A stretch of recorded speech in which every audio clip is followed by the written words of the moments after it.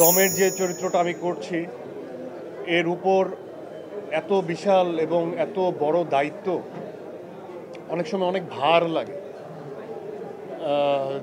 আবার ভাবি, চিন্তা করি, ডিরেক্টরের সাথে কথা বলি, প্রডিউসারের সাথে কথা বলি, চঞ্চল ভাইয়ের সাথে কথা বলি, পূজার সাথে কথা বলি, তখন একটু আরাম লাগে।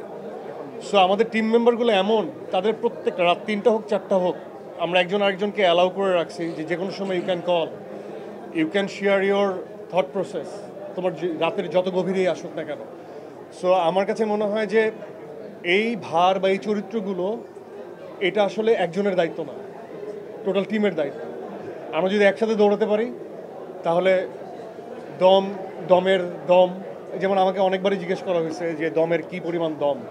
সো আমার কাছে প্রথমে মনে হয় যে দমহীনতাই দমের আসল দম, এবং তারপর একজন জিজ্ঞেস করলো যে এটা মানসিক এবং ফিজিক্যাল কতটুকু এফোর্ট।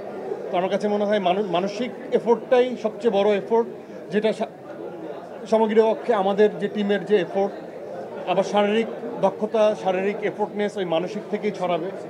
সো ওভারঅল এটা আসলে আমি আগের থেকে কিছুই বলতে পারবো না, বাট এতটুকু জানি আমাকে এই পথটা চলতে হবে টিমের সাথে। আমাদের সকলের এই জার্নিটা সেট করা হয়ে গেছে, আমরা এই জার্নিতে নামবো।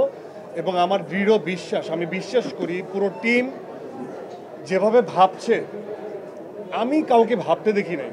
আমি নিজে আমার এই বয়সকালে আমি বাংলাদেশের মুভি ইন্ডাস্ট্রিতে এরকম কোনো ছবি আমি দেখি নাই, এবং এটাই সত্য, এটাই ট্রু।